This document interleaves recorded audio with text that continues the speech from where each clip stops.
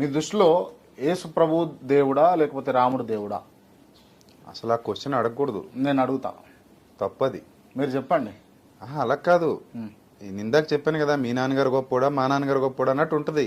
తప్పది. నేను అడిగినా మీరు సమాధానం చెప్పండి. ఇప్పుడు యేసు ప్రభు నాకు దేవుడు అయితే, రాముడు హైందవ సోదరులందరికీ దేవుడు. నేను నమ్మనంత మాత్రాన ఆయన దేవుడు కాకుండా పోడు, వాళ్ళు నమ్మనంత మాత్రం నాకు ఈయన దేవుడు కాకుండా పోడు కదా. సో కాబట్టి ఆ క్వశ్చన్ ఈజ్ వెరీ రాంగ్. ఎందుకంటే దానివల్ల మీరు చెప్పిన ఆన్సర్ నాకు నచ్చింది. మీరు మళ్ళీ చెప్పరా ఆన్సర్ నాకు? నేను నమ్మనంత మాత్రాన వాళ్ళకి రాముడు దేవుడు కాకుండా పోడు, వాళ్ళు నమ్మనంత మాత్రాన నాకు యేసుక్రీస్తు దేవుడు కాకుండా పోడు. ఇక్కడ నేను యేసుప్రభు దేవుడు అని ఎలా నమ్ముతున్నానో అక్కడ వాళ్ళు కూడా రాముడు దేవుడు అని నమ్ముతున్నారు.